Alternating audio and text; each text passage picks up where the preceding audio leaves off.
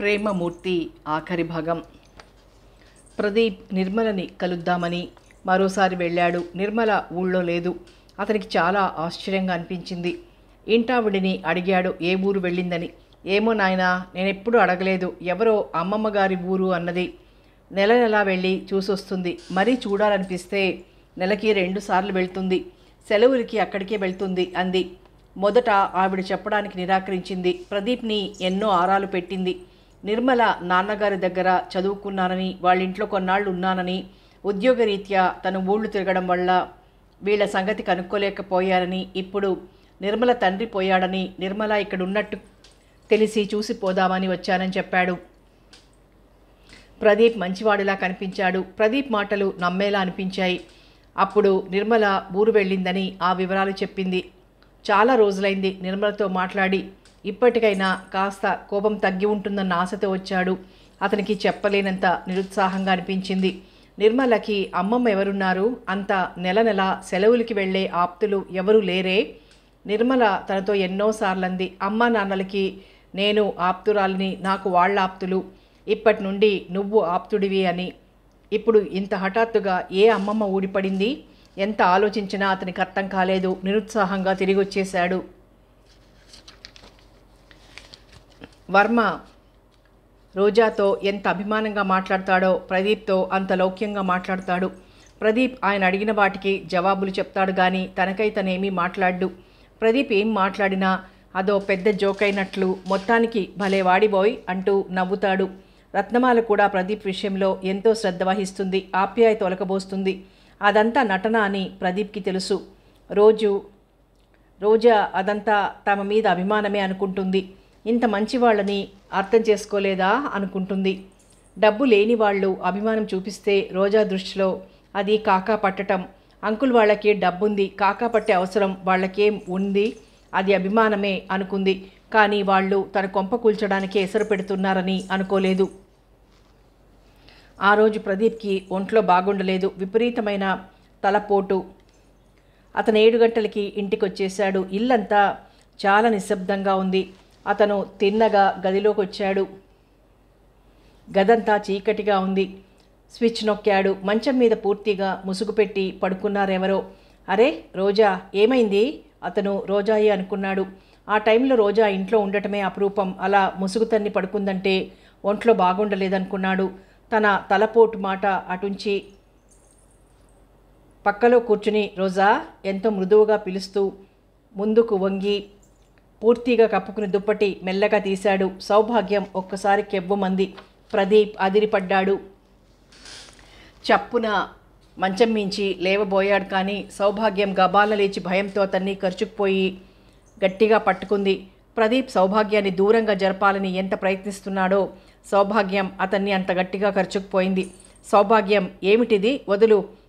ఆ బల్లూకపు పట్టు నుండి వదిల్చుకోబోయాడు. సౌభాగ్యం అణిగిపోతూ, వద్దు, వదలకండి, నన్ను వదిలి వెళ్ళిపోకండి, నాకు భయంగా ఉంది అంది వణుకుతున్న కంఠంతో. ప్రదీప్ సౌభాగ్యం కేసు చూశాడు. మాటల్లో భయం, కంఠంలో వణుకు స్పష్టంగా తెలుస్తున్నా ఆ కళ్ళల్లో అదో రకమైన కుతూహలం, ఆరాటం, ఆతృత, గెలవబోతున్నాననే ఆనందము, నేనంటే నేనని పోటీ పడుతున్నట్లు కనబడుతున్నాయి. ముందు సరిగ్గా కూర్చో విసుగ్గా అంటూ సౌభాగ్యం భుజాలు పట్టి దూరంగా జరపబోయాడు. సౌభాగ్యం కంపిస్తున్న స్వరంతో అంది, నేను దూరం జరిగితే మీరు పారిపోతారు. ఇంట్లో ఎవ్వరూ లేరు, నాకు భయంగా ఉంది. నన్ను వదిలి మీరు ఎక్కడికి వెళ్ళొద్దు. ఎక్కడికి వెళ్ళను, సరిగ్గా కూర్చో ముందు. అతనికి చెమటలు పట్టాయి. సౌభాగ్యం ఏదో చెప్పబోయింది. అప్పుడే రోజా వస్తోంది. వీళ్ళిద్దరినీ అలా క్షణంలో సగం సేపు చూసింది. అంతా అయోమయంగా అనిపించింది. రోజా చూసింది అనుకున్న మరుక్షణం సౌభాగ్యం ప్లేట్ ఫిరాయించింది. ఛీ, వదలండి అంటూ ప్రదీప్ని ఒక్క తోపు తోసినట్లుగా తోసి మంచం మించి ఒక్క ఉదుటున దిగి పరుగులాంటి నడకతో బయటికి రోజా పక్క నుండి దూసుకుపోయింది.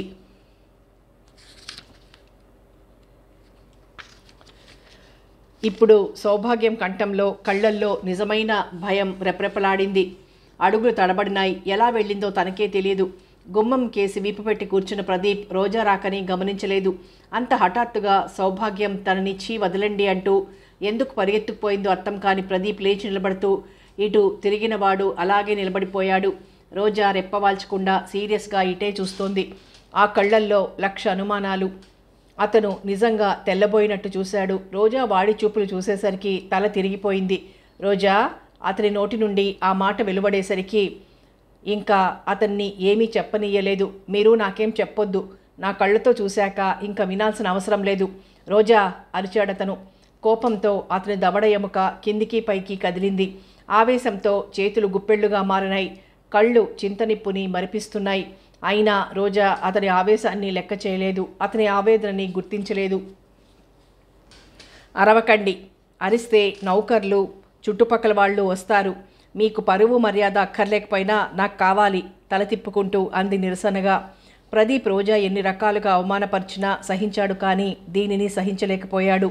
అతను 2 అంగల్లో వచ్చినట్లుగా రోజా దగ్గరికి వచ్చాడు. వస్తూనే రోజా జబ్బ పట్టుకుని లోపలికి లాక్కుని వచ్చాడు. తర్వాత కంగుమనే స్వరంతో ఇలా అన్నాడు. రోజా, ఏదీ తెలుసుకోకుండా నీ ఇష్టం వచ్చినట్టు మాట్లాడకు. నేను నీకు ఎన్నిసార్లు వాళ్ళ గురించి చెప్పాను. అతని చేయి విడిపించుకోవాలని చూసింది, సాధ్యం కాలేదు. అతని కేసి అసహ్యంగా చూస్తూ కోపంగా అంది. నా కళ్ళతో చూశాక ఇంకా ఏం తెలుసుకోవాలి? వాళ్ళ ఎదురుగా ఎలా తలెత్తుకుని తిరగాలి? మీ తప్పేమీ లేదని నమ్మించడానికి ఇన్నాళ్ళు వాళ్ళ మీద నాకు చెప్పారు. ఇప్పుడు చీకొట్టు వెళ్ళిందిగా, కళ్ళతో చూసిన దాన్ని కాదని మభ్యపెట్టాలని చూడకండి. దేనికైనా ఒక హద్దంటూ ఉండాలి. అదే నేను చెప్తున్నాను, దేనికైనా హద్దు అనేది ఉండాలి. శృతి మించితే అట్టే బాగుండదు. చెప్పింది వినే ఓపిక లేకపోతే మాట్లాడకు, అంతేగాని నీ ఇష్టం వచ్చినట్టు వాగితే ఊరుకోను, హుంకరించాడు. మీరు చెప్పింది నేను వినాలే గాని ఎన్ని కథలైనా చెప్తారు. ఓ పక్క సౌభాగ్యం ప్రవర్తన బాగుండలేదని విమర్శిస్తూ మీరు చేసే పని ఇది. పైగా నేను వాగుతున్నాను. నా నోరు మూయించగలరేమో కానీ వాళ్ళు నిలదీసడిగితే ఏం జవాబు చెప్తారు? వాళ్ళకి మొహం ఎలా చూపించాలి? అతని చేతులు విదిల్చుకొని బడిబడిగా గదిలోంచి వెళ్ళిపోయింది. చిచి, ఈ ఇంటికన్నా నరకం హాయిగా ఉంటుంది. ప్రదీప్ బయటికి వెళ్ళిపోయాడు. గదిలోంచి బయటికి వచ్చిన రోజా ఆ ఇంటికి కొత్త దానిలా, ఎటు వెళ్లాలో తోచని దానిలా హాల్లో అలాగే నిలబడిపోయింది. సౌభాగ్యం గదిలోంచి వెక్కిళ్ళు వినబడుతున్నాయి. జీవితంలో ఎవరి ముందు తలవంచలేదు. ఇప్పుడు ఈయన చేసిన వెధవ పనికి ఒకరిని బ్రతిమాలే గతి పట్టింది. మెల్లగా సౌభాగ్యం గదిలోకి వెళ్ళింది.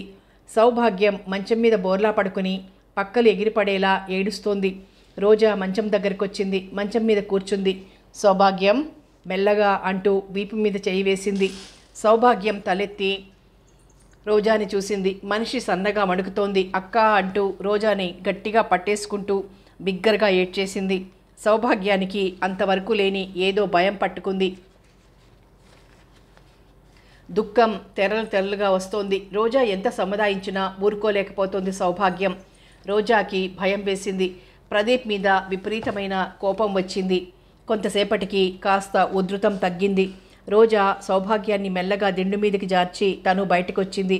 ప్రదీప్ ఎక్కడా కనబడలేదు. పైకి అందరికీ అంత హుందాగా దర్జాగా కనబడి అందరూ తన చుట్టూ తిరిగేలా చేసే ప్రదీప్ ఇంత లేకిగా హీనంగా ప్రవర్తిస్తాడా? అందరి కళ్ళు ఈయన మీదే ఉన్నాయని కదూ తను ఏ పార్టీలకి రమ్మని బలవంతం చేయడం మానేసింది. ఎవరి వలలో పడతారో అని తను భయపడితే ఆయనే వల విసిరారు. ఇవన్నీ అస్సలు నమ్మకూడదు. డాడీ లేరు కదా, ఇష్టం వచ్చిన రీతిలో ప్రవర్తించవచ్చనుకున్నారేమో. రోజా, అలా నిలబడిపోయావేమిటి? అప్పుడే బయట నుండి వచ్చిన రత్నమాల రోజాని అభిమానంగా అడిగింది. ఉలిక్కి పడింది రోజా. ఏం లేదా ఆంటీ, ఇప్పుడే వచ్చాను, చిరాగ్గా ఉంది, స్నానం చేసొస్తాను అనేసి గదిలోకి వచ్చేసింది. సౌభాగ్యం చెప్పగానే వస్తుందేమో, ఏం అడుగుతుంది? తనేం చెప్పాలి? చచా, ఎంత సిగ్గుపడేలా చేశారు. మంచం మీద నీరసంగా కూర్చుంది. 15 గంట అలాగే కూర్చుని లేచి నిలబడింది. స్నానం చేసొస్తే కాస్త మనసు తేలిక పడుతుందనుకుంది. వెళ్ళి స్నానం చేసొచ్చింది.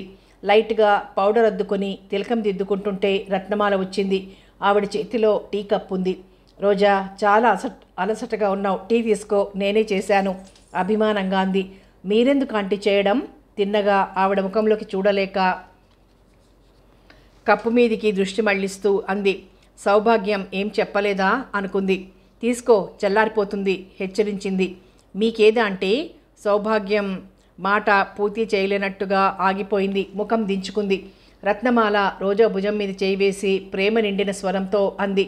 దానికి నువ్వేం బాధపడకు, ఏదో పొరపాటు జరుగుతుంది, దాని కింద బాధపడతారా? ఒకవేళ నువ్వు అనుకున్నాడేమో, అది వరకు ఒకసారి నువ్వు అనుకుని భుజం మీద చేయి వేశాడట. ప్రతి చిన్న విషయానికి బాధపడకూడదు, సర్దుకుపోవడం నేర్చుకోవాలి. రోజా తల తిరిగిపోయింది. ఇది మొదటిసారి కాదు, అది వరకు ఇలా చేశారన్నమాట. రోజా, చల్లారిపోతుంది తీసుకో, గుర్తు చేసింది ఆంటీ.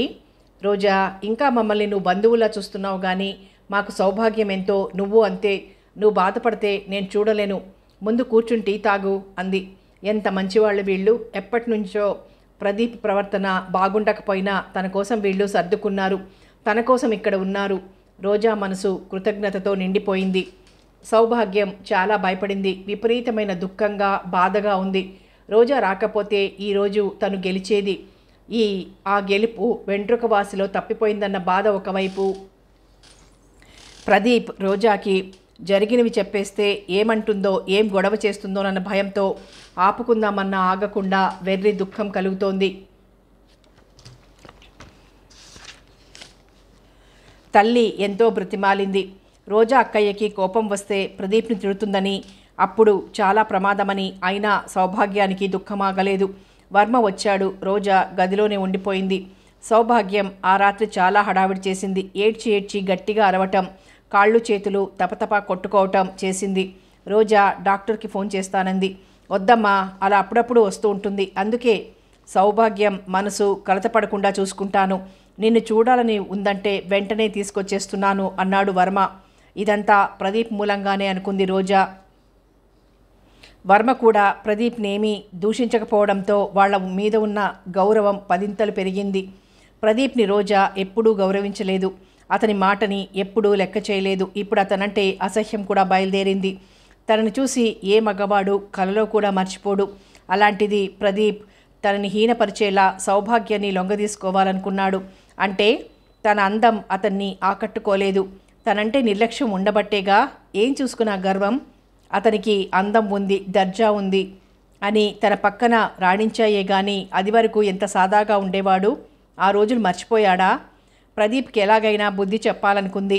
రోజా తప్పైపోయిందని లెంపలు వాయించుకునేలా చెయ్యాలనుకుంది. ఏ పార్టీకైనా, ఏ ప్రోగ్రాంకైనా తనొస్తేనా చాలు అని అందరూ పొంగిపోతారే. అలాంటిది తన పక్కన ఎంతో హుందాగా ఉండవలసిన వ్యక్తికి ఇలాంటి హీనమైన బుద్ధుందా? తనంటే ఎంతమంది పడిచచ్చారు. తను ఎంత దర్జాగా నిబ్బరంగా నిలబడింది. ఆలోచనలతో రోజా తల పగిలిపోతున్నట్టుగా ఉంది. ఆ రాత్రంతా రోజాకి కంటి మీద కునుకులేదు. వర్మ బిల్డింగ్ కాంట్రాక్ట్ గురించి అడిగాడు. ఆయన ఎందుకో ఇష్టపడటం లేదు అంకుల్ అంటూ ఆగిపోయింది. దేంట్లోనైనా ఇప్పటి నుండి చురుగ్గా ముందుకు అడిగేయాలమ్మా. మీ నాన్న ఇచ్చింది నిలబెట్టుకుంటే చాలు అనుకుంటే కాదు. మనం ఏం చేశాం, ఎంత వృద్ధి చేశామన్నది కావాలి. పెద్దవాళ్ళు ఇచ్చింది పదింతలు వృద్ధి చేసినప్పుడే మన సామర్థ్యం తెలిసేది. ఆయన తిండికి లోటు లేకుండా ఇంత సంపాదించి ఇచ్చాడు కదా అని సరిపెట్టుకుంటే ఎలాగా? మీ తాత మీ నాన్నకి చదువు చెప్పించాడు. నీకు చదువు చెప్పించి నువ్వు ఏమీ కష్టపడక్కర్లేకుండా కొంత డబ్బును కూడా సంపాదించాడు. అంటే ఒక్కో తరానికి అంతస్తు, గౌరవం పెంపొందుతున్నాయన్నమాట. మీ తాతకి చదువు చెప్పించలేదు. ఆయనే.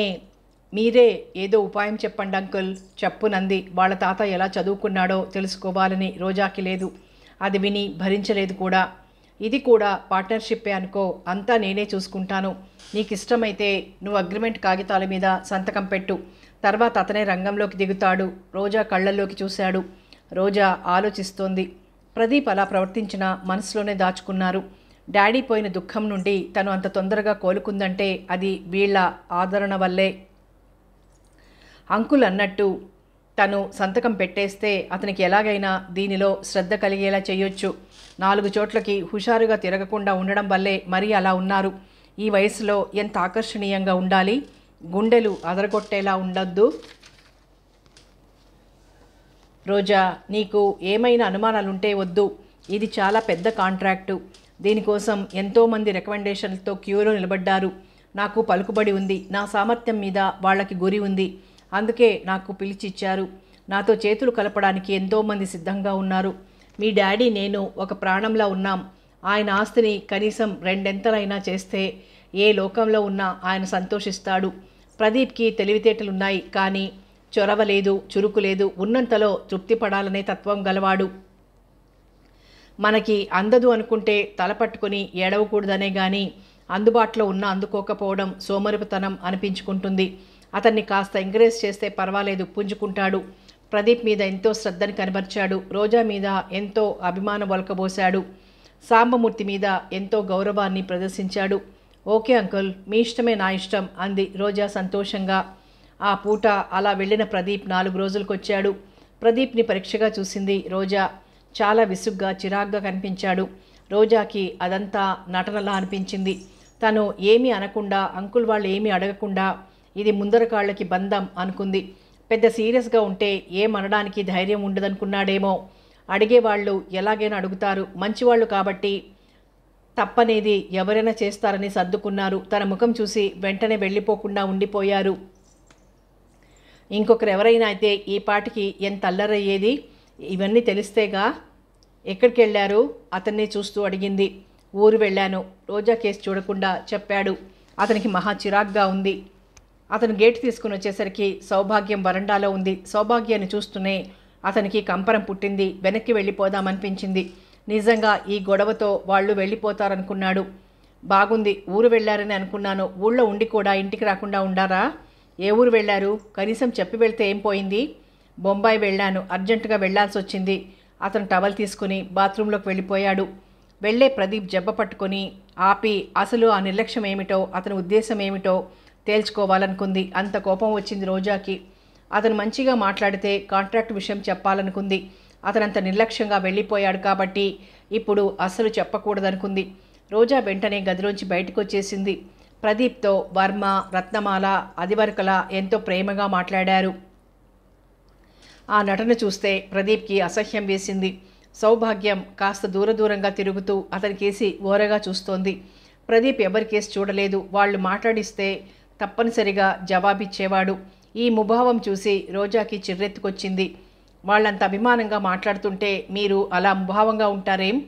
ఎవరైనా ఎన్నాళ్ళు సహనం పడతారు అందొకసారి. ఏం చేస్తారు? బూటు వేసుకోబోతున్నవాడు ఆగి తలెత్తుతూ అడిగాడు. అంటే సహనం పట్టకపోతే ఏం చేస్తారు? అలాగే చూస్తూ అడిగాడు. అతని ప్రవర్తనకి క్షణం తెల్లబోయింది.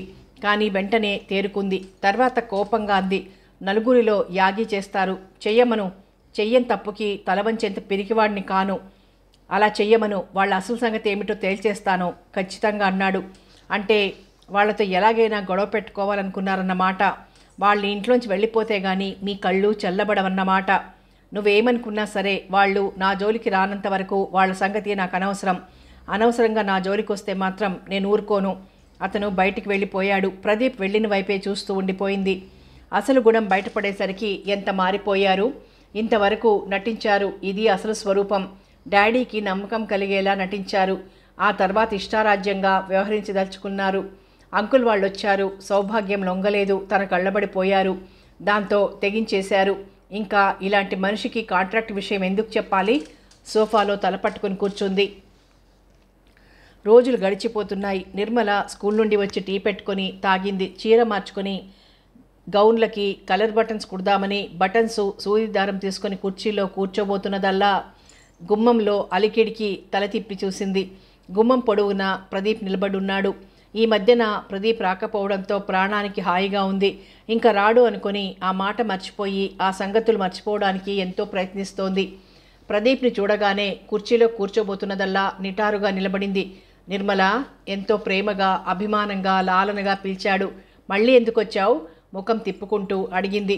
ఎందుకొస్తాను? అదేం పిచ్చి ప్రశ్న అన్నట్టు చూశాడు. నీ కోసం వచ్చాను. ఇంకా నా మీద నీకు కోపం పోలేదా? ఎంతో జాలిగా అడిగాడు. ఇంకా నా మీద నీ కసి తీరలేదా? నిర్మల వెంటనే అడిగింది. నిర్మల దెబ్బతిన్నట్టు చూశాడు. నీ మీద నాకు కస? నువ్వు నన్ను ఏం చేశావని కసి ఉంటుంది? అదే అడుగుతున్నాను. నేనేం చేశాను? నిర్మలంగా హాయిగా బ్రతుకుతున్న నన్ను, నా ప్రాణానికి నన్నెందుకు బ్రతకనియ్యవు? ఆ కంఠంలో విసుగు, కోపం, బాధ, ఆవేదన కొట్టుమిట్టాడుతున్నాయి. నిర్మల, నువ్వు నన్నెప్పుడూ బాధించలేదు, నన్నెప్పుడు అవమానపరచలేదు. నన్ను గౌరవించావు, అభిమానించావు, ఆదరించావు. నిర్మలకి దుఃఖం తోసుకొస్తోంది. ఒక్క గుటకతో ఆ బాధని కళ్ళు మూసుకుని దిగమింగింది. కానీ ఇప్పుడు ఎందుకు ఇలా చేస్తున్నావు? కారణం ఏమిటో ఎందుకు చెప్పవు? నేనెలా తెలుసుకోను? ఆవేదనగా అడిగాడు. 10 సార్లు నా చేతి ఎందుకు కనిపిస్తావు? నీకు నిజంగా నా మీద కసే లేకపోతే నా జోలికి రావద్దు అని చెప్పినా ఎందుకు వినవు? నా విషయాలు పరాయి వాళ్ళకి చెప్పను. నాకు ఎవరి ఆదరాభిమానాలు అక్కర్లేదు. నాకు ఒంటరిగా ప్రశాంతంగా బ్రతకాలనుంది. నేను చచ్చే వరకు ఇలాగే బ్రతుకుతాను. వెళ్ళిపో నిర్మల. అతను బాధగా నుదురు రాసుకున్నాడు. జీవితంలో ఇలాంటి నరకం పగవాళ్లకు కూడా వద్దు. నిర్మల, నువ్వు మనస్ఫూర్తిగా మాట అంటే తక్షణం వెళ్ళిపోతాను. వెళ్ళిపో. చెప్పే మాటలకి చేసే పనులకి సంబంధం లేదా? ఇద్దరి మధ్య ఎటువంటి దాపరికాలు ఉండకూడదన్నావు. అబద్ధాలు ఆడేవాళ్ళంటే అసహ్యం అన్నావు. ఇప్పటికీ అదే మాట అంటాను కస్సుమన్నట్టుగా అంది. మరి ఏం జరిగిందో ఎందుకు దాస్తున్నావు? అది తలుచుకోవడానికి అసహ్యం కనుక. ఏమిటది? ఆతృతగా అడిగాడు. చెప్పు నిర్మల, చెప్పు. నేనేమీ అనుకోను. నిన్ను అర్థం చేసుకుంటాను. నా ప్రాణంలా చూసుకుంటాను. దాపరికం లేకుండా నిజం చెప్పేయి. అతని గొంతులో చెప్పలేనంత ఆతృత. ఏ ముఖం పెట్టుకొని ఏం జరిగిందని 10 సార్లు అడుగుతున్నావు? నాకు తెలియదనుకున్నావా? నిలదీసి అడగాలనుకుంది. అక్కడి నుండి ఎన్నో కథలల్లుతాడు, ఎన్నో కారణాలు సృష్టిస్తాడు. తనకి ఏది వినాలని లేనప్పుడు, అతనితో తనకి ఏం సంబంధం ఉండకూడదు అనుకున్నప్పుడు, అతను ఎలా చేసుకుంటే తనకేం, ఏం చేసుకుంటే తనకేం? అతనికి తనకి మధ్య ఉన్న అనురాగ బంధం ఏనాడో తెగిపోయింది. అతనితో మాటలు అనవసరం అనుకున్న నిర్మల, నా కళ్ళు తొందరగా తెరుచుకున్నాయి. నేనెంతో హాయిగా ఉన్నాను. నేను సంతోషంగా ఆనందంగా ఉండడం సహించలేకపోతే ఇలాగే బాధ పెడుతూ ఉండు అంది. నువ్వు చెప్పనంత మాత్రాన నేను తెలుసుకోలేను అనుకోకు. నీ విషయాలు ఇంకొకరిని అడగడం ఎందుకు అనుకున్నాను. నిన్నే అడిగి తెలుసుకోవాలనుకున్నాను. సూర్యాన్ని అడిగితే అంతా చెప్తాడు. నువ్వు ఇలా ఎందుకయ్యావో తప్పకుండా తెలుసుకుంటాను దృఢమైన స్వరంతో అన్నాడు. సూర్యం నీకు ఎలా కావాలంటే అలా చెప్తాడు. నువ్వెవ్వరిని ఏం అడిగినా నాకేం భయం లేదు. నేనేం తప్పు చేశానని భయపడాలి? అసలు రావద్దు అంటే మాటిమాటికి వచ్చి ఈ సతాయింపేమిటి? ఇలా రావడానికి నీకేం అధికారం ఉంది? నీకు నాకు పరిచయమే లేదు. నువ్వెవరో నేనెవరో. దయచేసి వెళ్ళిపో. నిర్మలకి రాను రాను ఏడుపు వచ్చేస్తోంది. ప్రదీప్ అస్తమానం వచ్చి అనురాగపూరితమైన మాటలు చెప్పి తన మనసు మెత్తబడేలా చేస్తాడేమోనని చాలా భయం కలుగుతోంది. తను బాధపడితే సహించలేని మనిషి, తనని ప్రాణంగా చూసుకుంటూ ఉంటానని చెప్పిన మనిషి ఎందుకంత మోసం చేశాడు? ఇప్పటికీ ఏమీ తెలియనట్లే మాట్లాడుతున్నాడు. ఎందుకు? ఇది ఒట్టి అమాయకురాలు, ఇది గ్రహించదు అనుకున్నాడా? ప్రదీప్ నిర్మల కేసు చూశాడు. ఆపుకోలేని దుఃఖం అతి ప్రయత్నం మీద ఆపుకున్నట్లుగా కనబడింది. ఏదో ఉంది, చాలా బలమైన కారణమే ఉంది. అది తలుచుకోవడానికే అసహ్యం అందిగా. ఏమిటది? నిజంగా నేనంటే నీకు ఇష్టం లేకపోతే నీ మనసులో ఉండేది చెప్పయ్యొచ్చుగా. అప్పుడే నేను రానుగా. నేనంటే నీకు ప్రాణం, అభిమానం. అందుకే నువ్వు చెప్పలేకపోతున్నావు కాదంటావా? నిర్మలనే చూస్తూ నిర్మలని రెచ్చగొట్టినట్లుగా అన్నాడు. అప్పుడు ఆవేశమో ఆవేదనో ఆగి అసలు రహస్యం చెప్పేస్తుందనుకున్నాడు. నో నో అర్చినట్టుగా అంది. వెళ్ళిపో. నువ్వంటే నాకు అసహ్యం. I hate you. నిర్మల ముఖం ఎర్రగా అయిపోయింది. మనిషి సన్నగా వణుకుతోంది. ప్రదీప్ నిర్మల ప్రవర్తనకి తెల్లబోయినట్టు చూశాడు. నిర్మలని బాధ పెట్టలేక వెనక్కి తిరిగి వచ్చేశాడు. నిర్మల 2 చేతుల్లో ముఖం దాచుకుని వెక్కి వెక్కి ఏడ్చింది. అతనిలో ఏదో వశీకరణ శక్తి ఉంది. లేకపోతే అతనేమన్నా బాధపడకూడదని, అతను ఎలా మాట్లాడినా కదిలిపోకూడదని, ఈసారి గుమ్మంలోకి రానియకుండా చెయ్యాలని ఎన్నిసార్లు అనుకుంది. కానీ తనేం చేస్తోంది? ఏం చేయగలిగింది? బాధగా తల అటు ఇటు రాసుకుంది. నిర్మల ఆ పూట దుఃఖం ఆపుకోలేకపోతోంది. ఎంతసేపు ఏడ్చినా దుఃఖం తగ్గటం లేదు. ఊరు వెళ్ళొచ్చిందంటే ఆ ఆనందం మళ్ళీ ఊరు వెళ్ళే వరకు ఎంతో పదిలంగా అపురూపంగా ఆ ఆనందాన్ని దాచుకునేది. ఆ ఆశాకిరణమే తన జీవితంలో లేకపోతే తన ఆశయాలు ఏమైనా తండ్రి పోగానే తన ఆత్మహత్య చేసుకునేదేమో. భగవంతుని లీలలు చిత్ర విచిత్రాలు. మొదట ఆకాశంలో విహరింపచేశాడు. తర్వాత బ్రతుకంటే భయం కలిగేలా చేశాడు. మనసు చలించి పిచ్చెక్కుతుందేమో అనిపించేలా చేసి కాంతి కిరణాన్ని కళ్ల ముందు కనబడేలా చేశాడు. మెల్లగా ఓదార్చాడు. మనసుని గట్టిపరుచుకొని మొండిగా తిరుగుతుంటే నీ శక్తి ఎంత అని సవాలు చేస్తున్నట్లు ప్రదీప్ తనకి తటస్థపడేలా చేశాడు. కానీ తనకి మనోనిబ్బరం ఉంది. ప్రదీప్ వచ్చి నువ్వంటే ప్రాణం, నా కంటి వెలుగు అనగానే తను బోల్తా పడదు. అసలు అతను ఎలాంటి వాడైనా కానీ అతనితో తనకు ఎటువంటి సంబంధం లేదు. అంతే. నిర్మల తేరుకుంది. లేచి వెళ్ళి అల్మరా తెరిచింది. ఎదురుగా తండ్రి ఫోటో నవ్వుతూ కనబడింది. తండ్రి రోజు సుమతీ శతకం చదివి వినిపించేవాడు. ఒక్కొక్కసారి నిర్మలని చదవమని అనేవాడు. మనసు ఎంతో తేలిగ్గా అనిపించేది. నిర్మల సుమతి శతకం పుస్తకం తీసుకొని పుస్తకం తెరిచి శ్రావ్యమైన కంఠంతో నెమ్మదిగా చదివింది. కిటికీ లోపలి నుండి చల్లగా వీచిన గాలి తండ్రి ప్రేమతో నిమిరినట్లయింది. తండ్రి ఫోటో కేసి చూసింది. తండ్రి తనకేసే చూస్తున్నాడు. అనవసరంగా ఎందుకు బాధపడతావు? నీ తప్పేమీ లేనప్పుడు నువ్వు బాధపడకూడదు. తప్పు చేసిన వాళ్లే బాధపడతారు. తండ్రి ఆకాశంలో చెప్పిన మాటలు మళ్ళీ చెప్పినట్లయింది. లేదు, నేను బాధపడను. తప్పు చేసిన వాళ్లే బాధపడనప్పుడు ఏ తప్పు చెయ్యని నేనెందుకు బాధపడాలి? నాకు అబద్ధాలు చెప్పేవాళ్ళంటే అసహ్యమని అతనికి తెలుసు. అయినా అతను నా దగ్గర అసలు విషయం దాచాడు, మోసం చేశాడు. అలాంటి వాడు వచ్చి వెళ్ళినప్పుడల్లా నేనెందుకు బాధపడాలి? నేను అనుకున్నది ఏమిటి, నేను చేస్తున్నది ఏమిటి? తనను తాను ప్రశ్నించుకుంది. అప్పుడు మనసు తేలిక పడింది. ఆ రోజు సౌభాగ్యం పుట్టినరోజు. వాళ్ళు వెళ్ళిపోతామంటే రోజా ఒప్పుకోలేదు. ఇది పరాయిల్లా? మీరు నన్ను సౌభాగ్యంతో సమానమన్నారు. అంటే సౌభాగ్యం నా చెల్లెలు బర్త్డే ఇక్కడ జరగకూడదా అంది. అలా ఎప్పుడు అనుకోకమ్మా, మేము వచ్చి చాలా రోజులైంది. నువ్వు మామూలు మనుషుల్లో పడ్డావు. మాకు కావాల్సింది అదే. నువ్వు ప్రదీప్ వచ్చి వారం రోజులు ఉండండి, మేము వస్తుంటాంలే. రత్నమాల రోజా తల మీద చెయ్యేస్తూ అంది. అవునమ్మా రోజా, నేను పనుల మీద అటు ఇటు తిరుగుతున్నానే గాని ఆంటీ సౌభాగ్యం ఇక్కడే ఉంటున్నారుగా, ఇంకా వెళ్తాం అన్నాడు వర్మ. ఏం ఉండకూడదా అంకుల్? ఉండకూడదని కాదు, మీరు మా ఇంటికి అసలు రాలేదు. మీరే ఈ ఊరు వచ్చేయండి. మీరు ఎలాగో పని మీద అస్తమానం తిరుగుతారు. అప్పుడు ఆంటీ సౌభాగ్యం ఒక్కళ్ళే ఉండాలిగా. మీరు నెలకి వారం 10 రోజుల కన్నా ఇంట్లో ఉండరు అంది రోజా. ఆ మాట నాన్నగారికి నేను ఎప్పుడో చెప్పానక్క. నా మాట అస్సలు వినరు. సౌభాగ్యం బొంగమూతి పెట్టింది. అక్కడ అంత ఇల్లు ఏం చేయాలి? ఇక్కడ మళ్ళీ మొదటి నుండి ప్రారంభించాలంటే మాటలా? ముక్కు మీద నుంచి జారిపోయే కళ్ళజోడు చూపుడు వేలుతో తోసుకుంటూ అన్నారు వాళ్ళు. ఈ బిల్డింగ్ కాంట్రాక్ట్ అయినాక మా ఇల్లు కట్టిస్తానన్నారుగా, మీరు కూడా ఇక్కడే కట్టేసుకోండి రోజా అంది. అవును, మనం కూడా ఇక్కడే కట్టుకుందాం సౌభాగ్యం అంది. చాలాసేపు ఇల్లు ఎలా కట్టుకోవాలన్న దాని మీద మాట్లాడుకున్నారు. తర్వాత సౌభాగ్యం బర్త్డే ఇక్కడే జరగాలని పట్టుబట్టింది రోజా. సౌభాగ్యం బర్త్డే చాలా గ్రాండ్గా చేసింది. తన ఫ్రెండ్స్ అందరినీ పిలిచి. బావగారు రాలేదక్క. సౌభాగ్యం కళ్ళల్లో నిరాశ స్పష్టంగా కనబడుతోంది.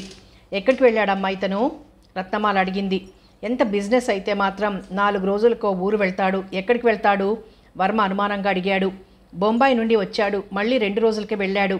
ఎక్కడికి అస్తమానం వెళ్తున్నారు? ఎంత పనైనా అస్తమానం పని మీదే వెళ్తున్నారా? 2-3 సార్లు మేనేజర్ని అడిగింది. ఒకసారి ఏ ఊరో చెప్తాడు, ఒకసారి నాకు తెలియదండి అంటాడు. అతని తప్పేమీ లేదు. పని మీద ఊరు వెళ్ళినప్పుడు ఏ ఊరో మేనేజర్కి చెప్తాడు. నిర్మల దగ్గరికి వెళ్ళినప్పుడు ఏ ఊరో చెప్పడు. ప్రదీప్ వెళ్ళిన 2వ రోజు శివరామకృష్ణయ్య వచ్చాడు. 3వ కూతురి పెళ్లి కుదిరింది. ప్రదీప్ని డబ్బడగడానికి వచ్చాడు. 2వ వాడు సంపాదించింది అతనికే చాలదు. 3వ వాడు చిన్న చిన్న పనులు చేసుకొని చెయ్యనని మొండికెత్తి కూర్చున్నాడు. ఆయన చాలా ఇబ్బందుల్లో ఉన్నాడు. ఎంతో ఆశతో వస్తే కొడుకు లేడు. భర్త ఎక్కడికి వెళ్ళాడో కోడలు తెలియదంది. ఆయనకి చాలా నిరాశ కలిగింది. ఎప్పుడు కోడల్ని ఏమీ అననివాడు. అదేమిటమ్మా, వాడెక్కడికి వెళ్ళాడో నీకు తెలియదా అన్నాడు. అంటే తెలిసి దాస్తున్నానన్నా మీ అభిప్రాయం? వెంటనే అడిగింది. అబ్బెబ్బే కంగారు పడ్డాడు. అది కాదు నా అభిప్రాయం. వాడు చెప్పకపోయినా నువ్వు అడిగి తెలుసుకోవాలి కదా అన్న అభిప్రాయంతో అన్నాను. చెప్పి వెళ్ళకపోవడం వాడిది తప్పే. ఏమో ఆయనకేం రహస్యాలున్నాయో. చెప్పడం ఇష్టం లేనప్పుడు అడగడం ఎందుకని కనుబొమలు చిట్లిస్తూ అంది. రహస్యాలా? ఆయన అదిరిపడ్డాడు. ఆయన అదోలా అవడం రోజా గ్రహించింది. ఆయన వెంటనే తేరుకున్నాడు. నీకు చెప్పని రహస్యాలు ఏముంటాయమ్మా? అలా ఎప్పుడు అనుకోకు అన్నాడు.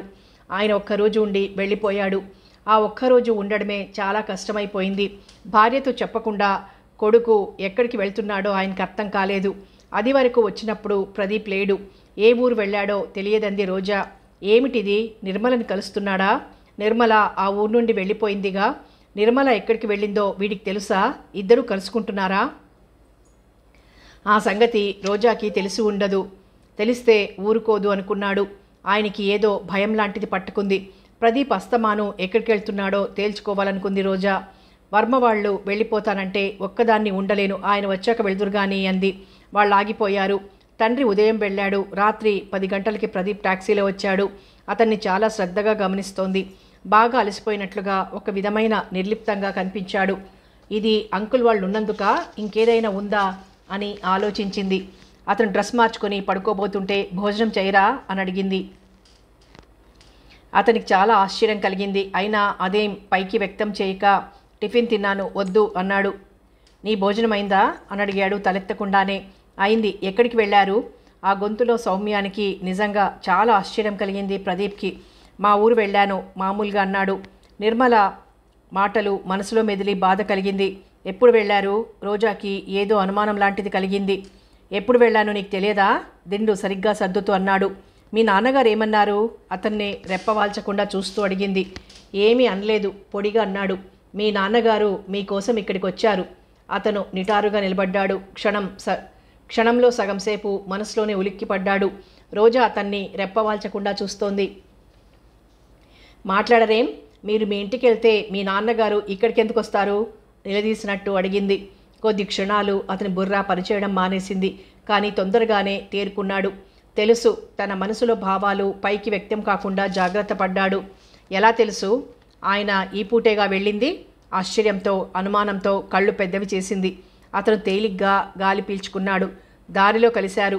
తను తొందరపడిపోయానని అప్పుడు బాధపడింది రోజా. ఆయన అంత తెలివితేటలుగా వ్యవహరిస్తే తను తొందరపడింది. ఆయన ఎప్పుడు వెళ్ళాడో చెప్పకుండా ఉండాల్సింది. ఈయన వాళ్ళ ఊరు వెళ్ళలేదు. ఎక్కడికి వెళ్ళాడు? అంత రహస్యంగా ఎందుకు దాస్తున్నారు? తను ఎలా తెలుసుకోగలదు? తెలుసుకోవాలి, ఎలాగైనా తెలుసుకోవాలి. ఈయన దగ్గర నటించైనా ఆ రహస్యం తెలుసుకోవాలి. ఆ రాత్రి రోజాకి నిద్ర పట్టలేదు. ఈ మనిషిని వదలకూడదు, వదిలేస్తే మరీ నిర్లక్ష్యంగా తయారవుతారు. ఆ సరోజ ఉచ్చు నుండి తప్పించింది. సౌభాగ్యం మంచి పిల్ల కాబట్టి ఏం జరగలేదు. తను ఎంతని కనిపెట్టగలదు? ఏదో ఉంది. ఈయన వాళ్ళ ఊరు వెళ్ళలేదు. తన తెలివితేటలు ఏమైనాయి? ఆయన ఎప్పుడు వెళ్ళాడో చెప్పకుండా అడిగితే దొంగ ఇప్పుడే దొరికిపోడు. తన తెలివి తక్కువతనానికి తనే బాధపడింది. రోజా తల తిప్పి భర్త కేసు చూసింది. నిశ్చింతగా నిద్రపోతున్నాడు. ఇది రోజా అభిప్రాయం. ప్రదీప్కి మనిషి సంచారమే లేని చోటుకి పారిపోవాలనుంది. తనంటే నిర్మలకి అసహ్యం. ఎందుకు? తలుచుకోవడానికి అసహ్యం కలిగే సంఘటన తన జీవితంలో జరిగిందంటోంది. మరి తనంటే అసహ్యం ఎందుకు?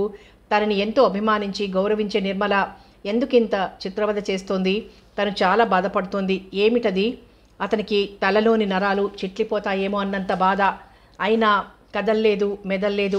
పెదవులు బిగించి కళ్ళు మూసుకుని అలాగే పడుకున్నాడు. మర్నాడు ఉదయం ప్రదీప్ ఇంకా లేవలేదు. రోజా ముఖం కడుక్కుని వచ్చేసరికి రావమ్మ అందరికీ కాఫీ తీసుకొచ్చి ఇచ్చింది. రాత్రంతా నిద్రలేని రోజా చాలా బద్ధకంగా కనబడింది. రోజా, అలా ఉన్నావేమిటి? ఒంట్లో బాగుందా? రత్నమాల అనుమానంగా అడిగింది. ఎలా ఉన్నానాంటీ అంది. కళ్ళు ఉబ్బినాయి. రాత్రి సరిగ్గా నిద్రపట్టలేదు. కప్పు మీదికి దృష్టి మళ్లిస్తూ చెప్పింది. ప్రదీప్ వచ్చాడా? వర్మ అడిగాడు. వచ్చారంకుల్. ఏ ఊరు వెళ్ళాడమ్మా? చాలా అభిమానంగా అడిగాడు. వాళ్ళ ఊరు వెళ్ళారట పొడిగా అంది. అదేమిటి, ఆయన కొడుకు కోసం ఇక్కడికి వచ్చాడుగా? ఆశ్చర్యంగా కనుబొమలెత్తాడు. ఈయన వస్తుంటే దారిలో కలిశారట. రోజా వంచిన తలెత్తకుండా మెల్లమెల్లగా కాఫీ తాగసాగింది. వర్మకి ఇంకా ఆశ్చర్యం కలిగింది. ఒక రకమైన కుతూహలం కూడా కలిగింది. వర్మ గొంతు తగ్గించి మెల్లగా అన్నాడు. మీ మామగారు ఇక్కడ 10 గంటలకే బయలుదేరిన బస్ అందక రాత్రి బండికే వెళ్ళారు.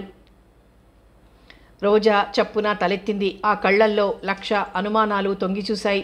మెల్లమెల్లగా ప్రదీప్ మీద కోపం రగులుకోసాగింది. నువ్వేం బాధపడకమ్మా, అతని సంగతి నాకు వదిలేయి. ఏదైనా ఉంటే అన్నీ సానుకూలపరిచి ప్రదీప్ని నీ చేతుల్లో పెడతాను.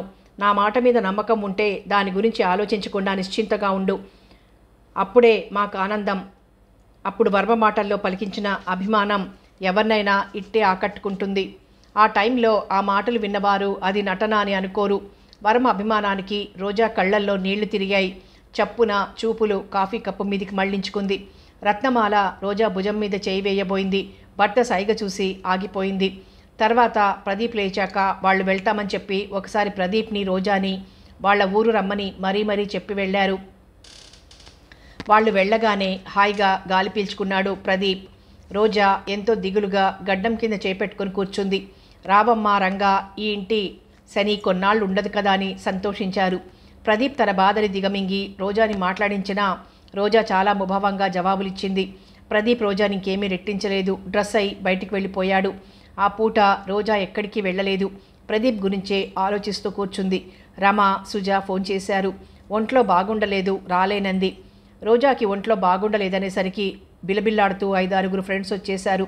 రోజా మామూలుగానే ఉండడం చూసి, ఏమిటి అలా చేశావు? మా మీద కోపం వచ్చిందా? ఎవరైనా ఏదైనా అన్నారా అంటూ ప్రశ్నల వర్షం కురిపించారు. నన్నెవ్వరూ ఏమీ అనలేదు, తలపోటుగా ఉంది. సాయంత్రం వరకు రెస్ట్ తీసుకొని సాయంత్రం వద్దామనుకుంటున్నాను అంది. అయితే రెస్ట్ తీసుకో, మేము వెళ్తాం అన్నారు. వెళ్ళడానికి వీల్లేదు, అందరూ ఇక్కడే సరదాగా ఏదైనా ఆడుకుందాం అని వాళ్ళని ఆపు చేసింది. రావమ్మని పిలిచి జీడిపప్పు పకోడీలు, గులాబ్జామ్ చేయి అని పురమాయించింది. మంచిదమ్మా అని రావమ్మ వెళ్ళిపోయింది. అలా లోపలికి వెళ్తూ అనుకుంది, ఈ అమ్మ మారదు, ఆ బాబుకి తగిన భార్య కాదు. భగవంతుడు ఎందుకు చేస్తాడో ఇలాగా. టేప్ రికార్డర్ పెట్టుకుని అందరూ క్యారమ్స్ ఆడుకుంటున్నారు. మధ్యాహ్నం 1 గంట అవుతోంది. ప్రదీప్ వచ్చాడు. ఇల్లంతా గోల గోలగా ఉంది. ఒకరి మాట ఒకరికి వినిపించేలా లేదు. రోజా ఫ్రెండ్స్ని ఇంటికి పిలిచి పార్టీలు ఇవ్వడం అప్పుడప్పుడు అలవాటే, కానీ ఈ విధమైన గొడవ ఎప్పుడూ లేదు. క్షణంసేపు ప్రదీప్ తమ ఇంటికే వచ్చానా అనుకున్నాడు. అతను తిన్నగా గదిలోకి వెళ్ళిపోయాడు. ఆ గోల భరించలేక తలుపులు దగ్గరికి లాగాడు. రంగా వెళ్ళి రోజాతో సారొచ్చారమ్మా అన్నాడు. టేప్ రికార్డర్ ఆగిపోయింది. నవ్వులు కేకలు ఆగిపోయాయి. అందరూ ముఖాలు చూసుకున్నారు. ఒక్కసారిగా అంతా నిశ్శబ్దమైపోయింది. రోజా లేచొచ్చింది. గది తలుపులు దగ్గరగా ఉండడం చూసి ప్రదీప్ ఏదైనా అనొచ్చు అనుకుంది. తలుపులు తోసి లోపలికి అడుగుపెట్టింది. ప్రదీప్ చేతులు వెనక్కి పెట్టుకొని ఆ గదిలో అటు ఇటు పచాలు చేస్తున్నాడు. తలుపు తోసిన చప్పుడవడంతో ఆగి వెనక్కి చూశాడు. రోజా కళ్ళల్లోకి గుచ్చి చూశాడు. ఎప్పుడూ ప్రదీప్ చూపులకి తొట్టుపడిన రోజా కొంచెం తొట్టుపడి చూపులు మళ్లించుకుంది. తర్వాత అదేం తెలియనీయకుండా భోజనం పెట్టేయమనా అంది. భోజనం తర్వాత బిల్డింగ్ కాంట్రాక్ట్ మీద నువ్వు సంతకం పెట్టావా? అతని స్వరం కంగుమంది. రోజా రెప్పపాటు కాలం ఉలిక్కి పడింది, కానీ ఆ ఉలికిపాటుని పైకి కనబడనీయలేదు. ప్రదీప్కి ఎలా తెలిసిందన్నది చాలా ఆశ్చర్యంగా అనిపించింది. ఆ ఆశ్చర్యాన్ని కూడా పైకి వ్యక్తం కానియకుండా నిదానంగా అంది, అవును పెట్టాను. రోజా ధైర్యానికి మొండితనానికి తెల్లబోయాడు. మొదట అసలు తనతో సంప్రదించకపోతే అతను అంత ఇది అయ్యేవాడు కాదు. తనతో చెప్పింది తనొద్దన్నాడు.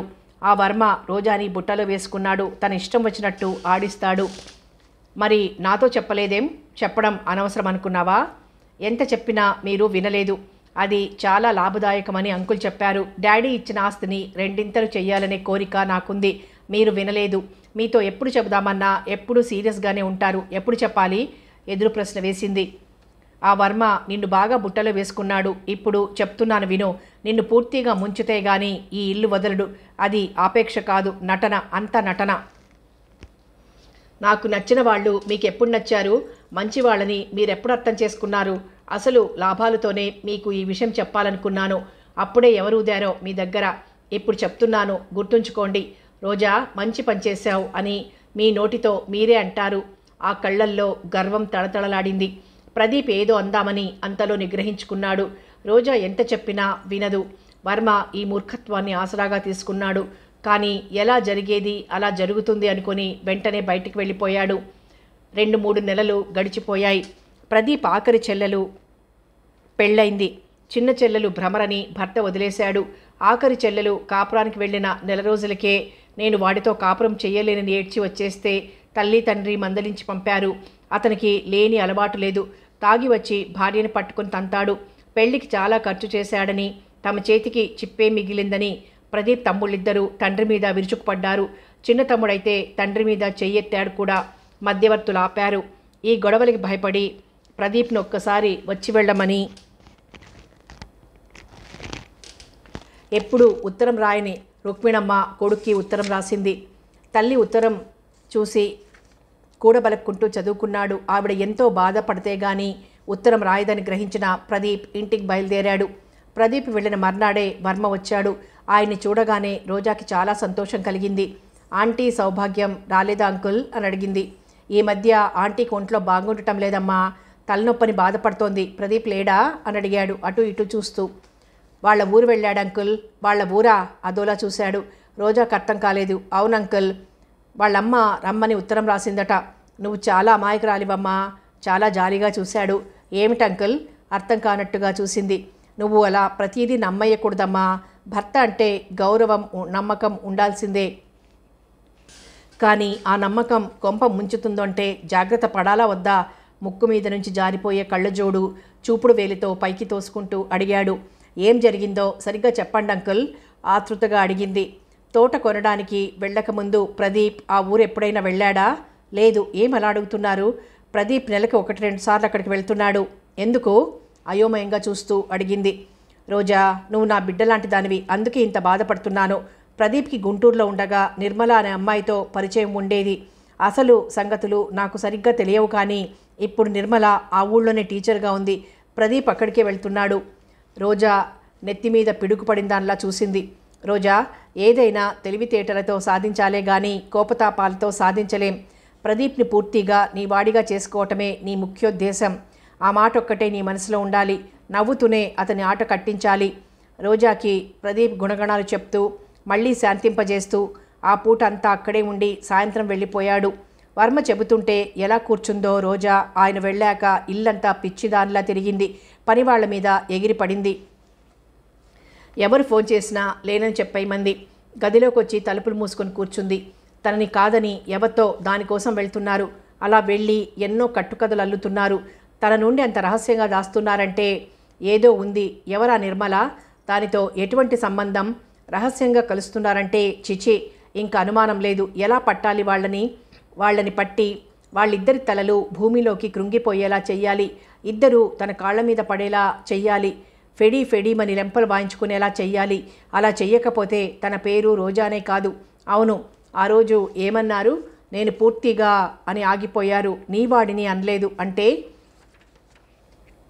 రోజా తల ఆలోచనలతో పగిలిపోతోంది. ఒళ్ళంతా ఆవిరొస్తున్నట్టుగా ఉంది. రోజా ఎదురు పడడానికి పనివాళ్లు బిక్కుబిక్కుమంటూ తిరుగుతున్నారు.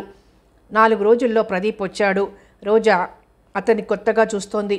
మనసు ఏమాత్రం కుదుర్లేని ప్రదీప్ రోజాని గమనించలేదు. ఈ మనిషి ఎంతకైనా తగుదురు. అమ్మో, పైకి నంగనాచిలా తేలరు గాని ఇలాంటి డాబుసరి మనుషులు వెనక ఇలాంటి కీలక రహస్యాలు ఏవో ఒకటుంటాయి. తమని ఎవరూ గమనించలేదనుకుంటారు. కానీ ఎప్పటికో అప్పటికి ఎవరో ఒకరు పట్టేస్తారని, ఆ రహస్యాలు బట్టబయలు చేస్తారని అస్సలు ఊహించరు. అందులో తన దగ్గర కొద్ది రోజుల్లోనే ఇద్దరిని పట్టేయదు. అప్పుడేం జవాబు చెప్తారో చూస్తాను. ప్రదీప్ కేసి కసిగా చూసింది. సాయంత్రం 5 గంటలు దాటింది. సాయంకాలపు నీరెండ కొబ్బరాకుల సందుల నుండి మట్టి రోడ్డు మీద పడి కొత్త రకం డిజైన్లా కనబడుతోంది. ఒక పక్కన పచ్చని చేలు, చేలగట్లకి ఇరుపక్కల పసుపు పచ్చని పూలతో భారంగా తలలూగిస్తున్న కంది చెట్లు, రోడ్డుకి మరో పక్కన వరుసగా ఆ దారిన పోయే ప్రతి వ్యక్తిని దీవిస్తున్నట్లుగా ఉన్న కొబ్బరి చెట్లు. ఆ వాతావరణం కంటికింపుగా, మనసుకి ఆహ్లాదకరంగా, మళ్ళీ మళ్ళీ చూడాలనిపించేట్లుగా ఉంది.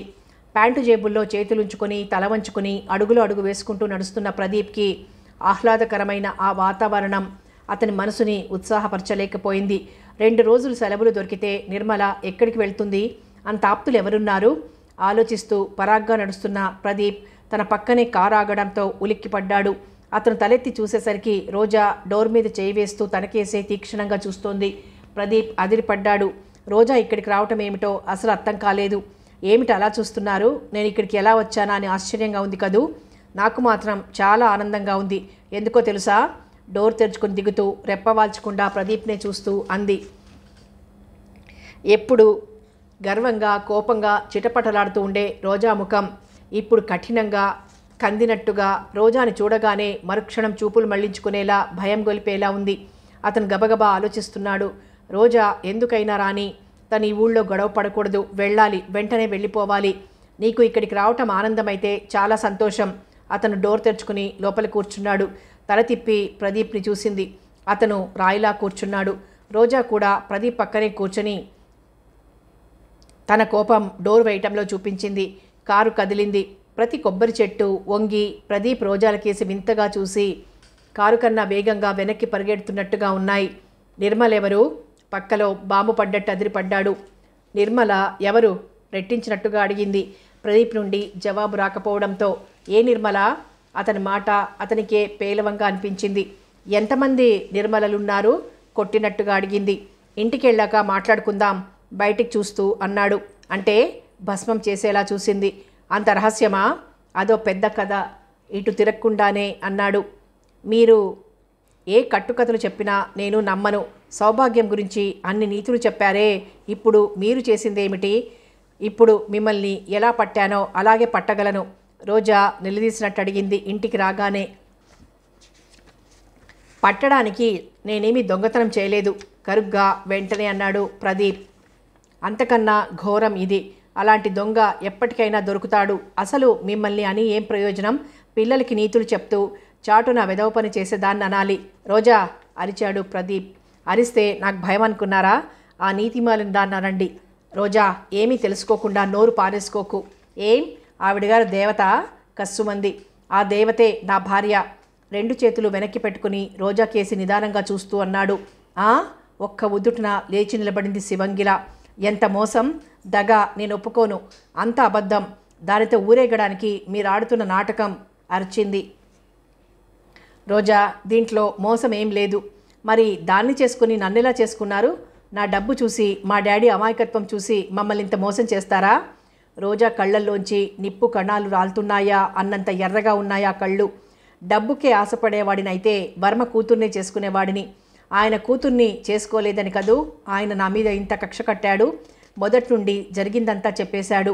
రోజా, మీ డాడీ మంచితనం అప్పుడు బయట పెట్టలేదు. నిన్ను చేసుకోని పక్షంలో త్రిపుర పెళ్లి జరగదని చెప్పేశారు. కారణం, నువ్వెన్ని సంబంధాలు తీసుకొచ్చినా ఒప్పుకోని దానివి ఈ సంబంధానికి ఒప్పుకోవడం. నిర్మల ఎక్కడికి వెళ్ళకపోతే ఈ పెళ్లి జరిగేదే కాదు. నిర్మలను తీసుకొచ్చి మీ డాడీనే అడిగేవాడిని. అప్పుడు ఆయన మనసు కరిగేదేమో. మీకన్నా డబ్బున్నవాడు దొరుకుంటాడు, వెళ్ళిపోయి ఉంటుంది.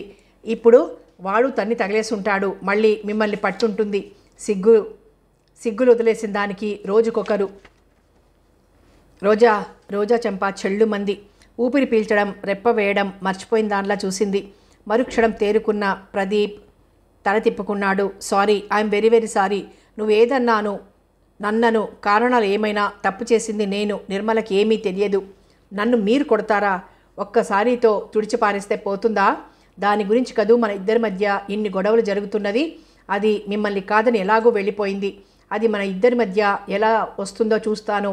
ఇంకా జీవితంలో మీ ఛాయలకు వచ్చిందంటే నేను సహించను. దాన్ని ఏమైనా చేస్తాను. అవును, నేను ఊరుకోను. గట్టిగా ఇల్లు అదిరిపడేలా అరవసాగింది. మనిషి అదోలా ఊగిపోతోంది. రోజా ప్రదీప్ చప్పున రోజాని పట్టుకున్నాడు. ప్రదీప్ని తోసి పారేస్తోంది. ప్రదీప్ రోజాని వదలకుండా పట్టుకున్నాడు. తర్వాత మెల్లగా మంచం దగ్గరకు తీసుకొచ్చి పడుకోబెట్టాడు. రోజా, ఆవేశపడకు, కొంచెం విశ్రాంతి తీసుకో అతను బొంగురు గొంతుకతో అన్నాడు. నాది ఆవేశమా? మీది ఆవేదన. అంత మిమ్మల్ని విదిలించి కొడుతుంటే ఎందుకు వెళ్తారు? మిమ్మల్ని కోరి చేసుకున్నాను కాబట్టి, మా డాడీ మీకు షరతు పెట్టారు కాబట్టి మీ చెల్లెల కోసం నన్ను పెళ్లి చేసుకొని కక్ష సాధిస్తారా? అర్చినట్టుగా అంది. నాకు ఎవరి మీద కక్ష లేదు. కానీ నిర్మల ఎందుకు వెళ్ళిందో కారణం తెలుసుకోవాల్సిన బాధ్యత నాకుంది. వీల్లేదు, అది ఎలా చచ్చినా సరే మీరు వెళ్ళడానికి వీల్లేదు దిండు మీద గుప్పిళ్లతో కొడుతూ అంది. సార్, టెలిగ్రామ్ వచ్చింది. రంగా పిలిచాడు. ప్రదీప్ బయటకు వెళ్ళి సంతకం చేసి టెలిగ్రామ్ తీసుకున్నాడు. ప్రదీప్ టెలిగ్రామ్లోకి చూస్తూ అలాగే నిలబడిపోయాడు. తల్లికి సీరియస్గా ఉందని తమ్ముడిచ్చిన టెలిగ్రామ్ అది. ప్రదీప్ లోపలికి వచ్చాడు. రోజా ప్రదీప్నే చూస్తోంది. మా అమ్మకి సీరియస్గా ఉందట, నేను వెళ్తున్నాను, నువ్వు వస్తావా? నన్ను అంత ముంచిన వాళ్ళు ఏమైతే నాకేం, నేను చచ్చినా రాను. మంచిది. అతను 2 జతల బట్టలు బ్రీఫ్లో పెట్టుకుని వెళ్ళిపోయాడు. ఉదయం 10 గంటలవుతోంది. ఎంత ఓపికతో కూర్చుందామన్నా కూర్చోలేని నిర్మల హెడ్ మాస్టర్కి చెప్పి బయటకు వచ్చింది. చేత్తో ఓ పక్కన ఒత్తుకుంది. కడుపులో తిప్పినట్టుగా అయింది. వాంత అవుతుందేమోనని భయమేసి తొందరగా ఇంటికి వెళ్ళాలని గబగబా నడవసాగింది. స్కూలు ఆవరణ దాటి 10 గజాలు వచ్చింది. నువ్వేనా నిర్మల అంటే? గబగబా నడుస్తున్న నిర్మల అపరిచిత కంఠానికి ఉలిక్కిపడి తలెత్తింది. తెల్లగా, పొట్టి పొడుగు కాక అంత సన్నం లావు కాని ఆవిడని ఎక్కడా చూసిన గుర్తు రాలేదు. చిన్నగా ఉండే ఆ కళ్ళు నిర్మలని సూటిగా తినేసేలా చూస్తున్నాయి. గర్వం, అహంకారం మూర్తిభవించిన దానిలా దర్జాగా టీవీగా నిలబడింది. అపరిచిత వ్యక్తి సభ్యత లేకుండా అలా అడిగేసరికి తేరుకుంటూ, మీరెవరు అంది. నేను రోజా ఏజెన్సీస్ యజమానురాల్ని. ప్రదీప్ నా భర్త. చేతులు కట్టుకుంటూ కనుబొమలెగరేసింది రోజా. ఆ చుట్టూ ప్రదేశం కళ్ళ ముందు గిర్రును తిరిగాయి. కళ్ళకేమీ కనిపించలేదు. శివరామకృష్ణయ్య 10 కంఠాలతో అరిచినట్టు చెవులు హోరెత్తాయి. కానీ మరుక్షణం తేరుకుంది. ఇది కొత్తగా విన్న విషయం కాదు. ఏమిటలా అయిపోయావు? నేను చెప్పింది అర్థమైందా? గర్వంగా అంది. కాస్త మర్యాదగా మాట్లాడండి. నేను ప్రదీప్ భార్యని. నన్నేమన్నా ప్రదీప్ సహించడు. మనసులో మంటలు లేస్తున్నా పైకి చిరునవ్వుతోంది. అంటే ఇంతవరకు స్టైల్గా నిలబడిన రోజా అర్చినట్టుగా అంది. మర్యాద ఇచ్చిపుచ్చుకోండి. నువ్వెవరు చెప్పడానికి? నీకు మర్యాద? తల్లికి జబ్బని వంకపెట్టి పెళ్లి చేసుకొని ఇంకొకడు డబ్బున్నవాడు దొరికాడు కదా అని వాడితో పోయిందానికి మర్యాద ఇవ్వాలా? ఈ నాటకాలు నాకెప్పుడో తెలుసు. ఇంకా ఇప్పుడు మీ ఆటలు సాగవు. మా ఇద్దరి మధ్యకి వచ్చావంటే ఏం చేస్తానో తెలుసా? హుంకరించినట్టుగా అంది. ఏం చేస్తారు? ఈ పరిస్థితికి అసహ్యం కలిగిన రోజా తనని అంత హీనంగా మాట్లాడుతుంటే సహించలేకపోయింది. ఏం చేస్తానో చూద్దువు గాని. నీకంత సరదాగా ఉంటే నేనెందుకు కాదనాలి? మర్యాదగా తప్పుకుంటావా? బ్రతికిపోతావు. లేకపోతే నీ బ్రతుకు రోడ్డు మీదికి ఈడుస్తాను. జాగ్రత్త. రోజా విసవిస నడిచొచ్చేసింది. చిచి, నిర్మలకి తన మీద తనకే అసహ్యం కలిగింది. రోజా కారు దగ్గరకొచ్చింది. కనిపించిందా? వర్మ అడిగాడు. కనిపించింది అంకుల్ అంటూ జరిగింది చెప్పింది. ఈ ఊరు నుండి మకాం ఎత్తేస్తుంది చూడు అన్నాడు. ఆయనకి సంతోషంగా పరమానందంగా ఉంది. మనసు గాలిలో తేలిపోతున్నట్లుగా ఉంది. ప్రదీప్ నన్ను కాదని సుఖంగా బ్రతకాలనే ఈ వర్మ పగ, తాచుపాము పగ. ఇంతవరకు నేను కావాలి అనుకున్నది పరుల పాలు కాలేదు. నేను కోరుకున్న ప్రతిదీ ఎంత ఖర్చైనా సంతోషంగా ఖర్చు పెట్టి అనుభవించాను. అలాంటిది నా మాట తోసిపారేసి సుఖంగా బ్రతకడం ఎవరికీ చేత కాదు. మీరిద్దరూ నా కాళ్ళ దగ్గర కూర్చునే రోజు వస్తుంది. అతనికి గట్టిగా నవ్వాలనిపించింది. రోజా నిర్మల వస్తే ఎలా బెదిరిస్తే బాగుంటుందో సలహాలు అడుగుతోంది. వర్మ రోజాని రెచ్చగొడుతూ మళ్ళీ ఏం పర్వాలేదని జోకొడుతున్నాడు. ఇంట్లో అంతా ఆందోళనగానే ఉన్నారు. ప్రదీప్ తల్లి మంచం దగ్గరే కూర్చున్నాడు. ఆడపిల్లలు కంగారు పడి ఏడుస్తుంటే నాకేం పర్వాలేదమ్మా, ఏడవకండి అంటోంది. వాళ్ళకింకా దుఃఖం వస్తుంది. చాటుకు వెళ్ళి ఏడుస్తున్నారు. ప్రదీప్ వాళ్ళని ఊరుకోబెట్టి తల్లి ఎదురుగా అలా బెంబేలు పడవద్దని చెప్పాడు. ప్రదీప్, నీతో కొంచెం మాట్లాడాలరా అంది నెమ్మదిగా. తర్వాత మాట్లాడదు గానిలేమ్మా, విశ్రాంతిగా పడుకో అన్నాడు. ఇంకెలాగూ విశ్రాంతేలేరా. ఆడపిల్లలు చిన్నవాళ్ళు కంగారు పడతారని అలా అన్నాను కానీ నేనింక బ్రతకనురా అమ్మా మందలింపుగా కంగారుగా అన్నాడు. పెద్దాడివి, నువ్వు ధైర్యంగా ఉండి అందరికీ ధైర్యం చెప్పాలి. ప్రదీప్ చేయి మీద చేయి వేసింది. తల్లి చేయి రెండు చేతుల్లోకి తీసుకుంటూ మెల్లగా అన్నాడు. అమ్మా, నీకు తగ్గిపోతుంది. నువ్వు అలా మాట్లాడకు. నేను తీసుకెళ్ళిపోతాను. నువ్వు రోజా దగ్గర ఉండలేకపోతే వేరే ఇల్లు తీసుకుంటాను. ఇంక నువ్వు దేని గురించి ఆలోచించకు. ఆవిడ విరక్తిగా నవ్వింది. ప్రదీప్, నేను చెప్పేది ఆపకు. నా గుండెల్లో ఈ బరువుని ఇంక మోయలేను. కానీ ఒక్క మాట ఇవ్వాలరా, ఇది నా కోరిక. దీనంగా చూసింది. అదేం మాటమ్మా? ఇలా చెయ్యని నువ్వు ఆజ్ఞాపించు. మీ నాన్న మీద కోపం పెట్టుకోకు. అప్పుడు నిర్మలని పెళ్లి చేసుకున్నట్టు మీ నాన్నకి చెప్పలేదని అబద్ధమాడాను. మీ నాన్న అలా చెప్పమన్నారు. ఆయనకి భయపడి అలా చెప్పాను. ఆ తర్వాత ఆయన నాకు ఏ విషయాలు చెప్పలేదు. మీ ఇద్దరి పెళ్ళిళ్ళు అయ్యాక చెప్పారు. ఎవరితో అన్నా ఆయన మీద ఒట్టే. ఆయాసంగా ఆగింది. ప్రదీప్ ఆతృతగా ముందుకు వంగాడు. అతని గుండెలు కొట్టుకుంటున్నాయి. నేను చెప్పగానే పెళ్లివారి దగ్గరికి వెళ్ళాను. వాళ్ళు ఒప్పుకోలేదన్నారా? అది అబద్ధం. తిన్నగా నిర్మల దగ్గరికి వెళ్ళి నీకు అదివరకే రోజాతో పెళ్ళయిందని, నిర్మల వల్ల విడాకుల వరకు వచ్చిందని మర్యాదగా తప్పుకోమని బెదిరించారట. 2 రోజుల్లో ఆ ఊరు నుండి వెళ్ళిపోయిందట. ఆ ఉసురు ఊరికే పోలేదురా. త్రిపుర మినహా ఎవరు సుఖపడ్డారు? ఆడదాన్నయ్యుండి ఒక ఆడపిల్లకి అన్యాయం జరుగుతుంటే చూస్తూ ఊరుకున్నాను. ఆ పాపం కట్టి కుడుపుతోంది. అమ్మా బాధగా అన్నాడు. ఇంత మంచితనం, పిరికితనం కూడా ఉండకూడదమ్మా. ఒక్క మాట నాతో చెప్పి ఉంటే అన్నీ నేను చూసుకునేవాడిని కదమ్మా. అందుకే నిర్మల నన్ను అసహించుకుంది బొంగురు గొంతుకతో అన్నాడు. అతని బాధ పదింతలైంది. చిచి, అందుక నువ్వంటే నాకు అసహ్యం అంది. ఏ ముఖం పెట్టుకుని 10 సార్లు ఏం జరిగిందని అడుగుతున్నావు అని అడిగింది. అతను బాధగా నుదురు రాసుకున్నాడు. నిర్మల కనిపించిందా? ఆతృతగా అడిగింది. ఓ మారుమూల తండ్రిని కూడా పోగొట్టుకుని ఒంటరిగా బతుకుతోంది. అయ్యో, ఒక అమాయకురాల్ని ఉసురు పెడితే ఆ పాపం పోదురా. అందుకే ఈ కొంప ఇలా అయింది. ఎంతోసేపు ఏడ్చింది. ప్రదీప్ తన బాధని దిగమింగి తల్లిని ఊరుకోబెట్టాడు. ప్రదీప్కి తండ్రి ముఖం చూడడానికి అసహ్యం కలిగింది. ఆయన దిగులుగా ఓ మూల కూర్చున్నాడు. ఆ రాత్రి పడుకున్న రుక్మిణమ్మ తెల్లారింక లేవలేదు.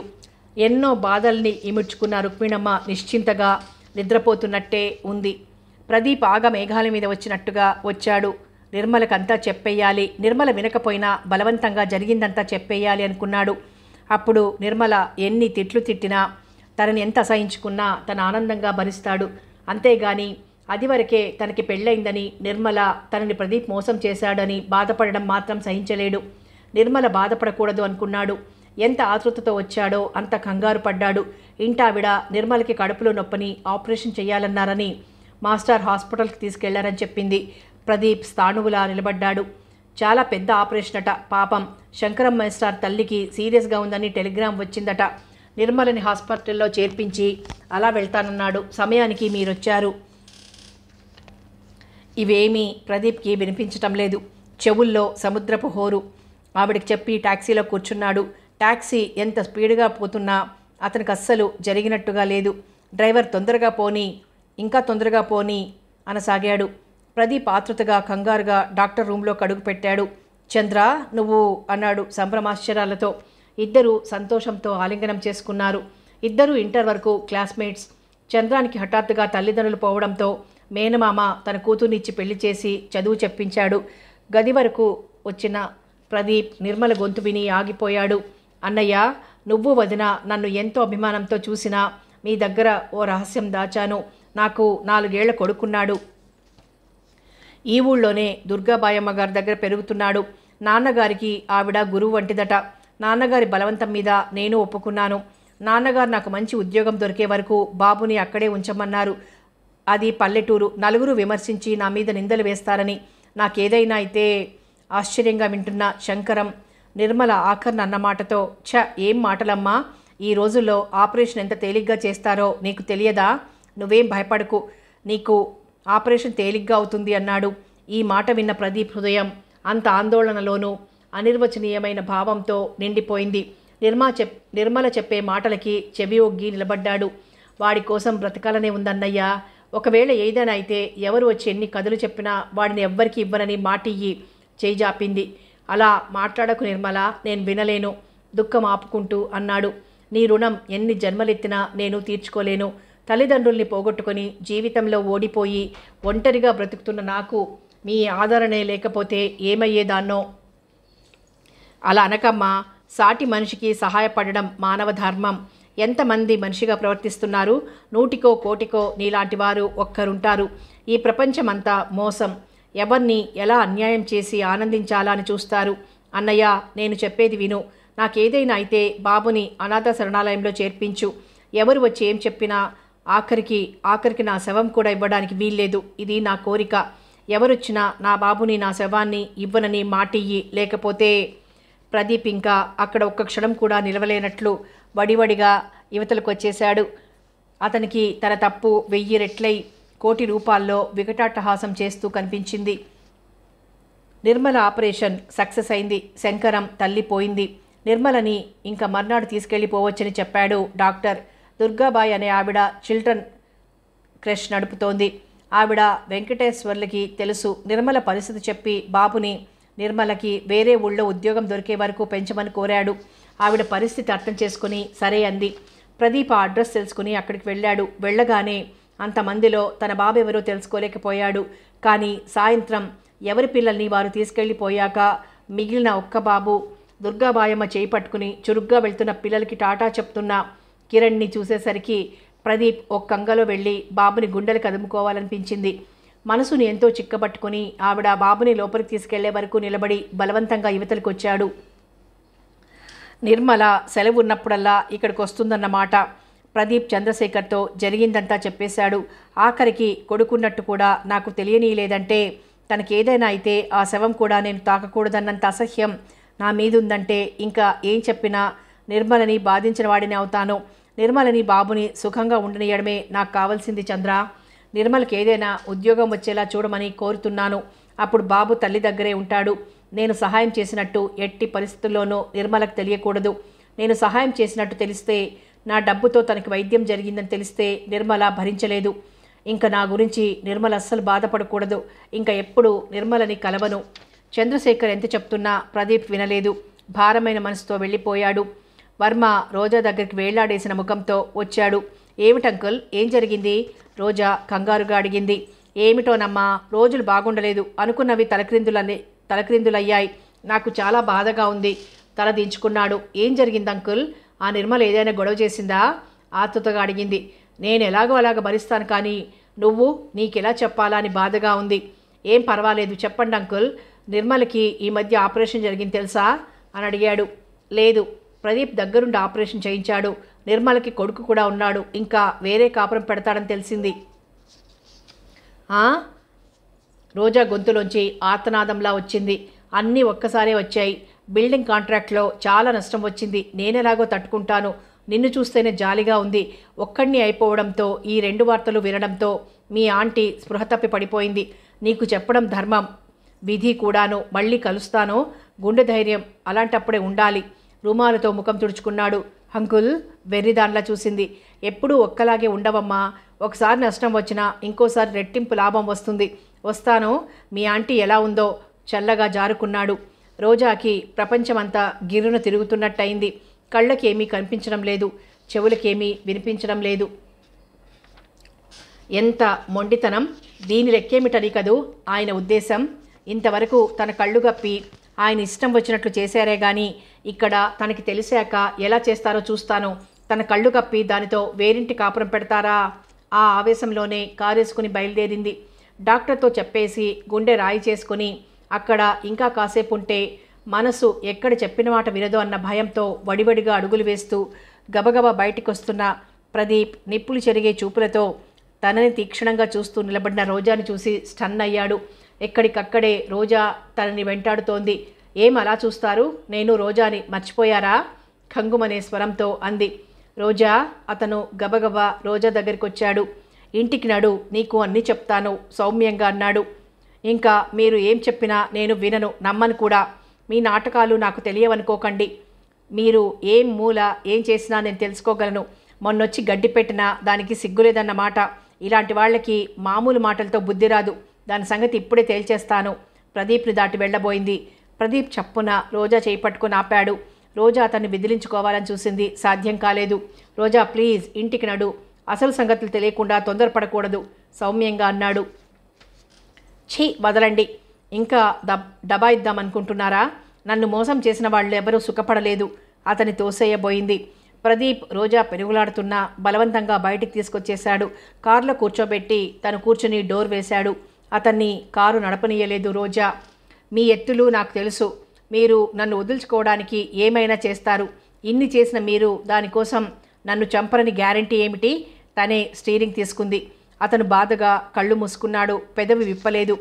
రోజా ఎవరైనా వింటారని గాని ఏమీ లేకుండా పిచ్చి పట్టిన దానిలా అరుస్తోంది. కారుని ఇష్టం వచ్చినట్టు నడపసాగింది. ప్రదీప్ రోజాని బ్రతిమాలాడు. తల్లి చనిపోతూ చెప్పిన విషయం చెప్పాడు. కన్న తండ్రి కొడుక్కి చేయవలసిన అన్యాయం కాదిది.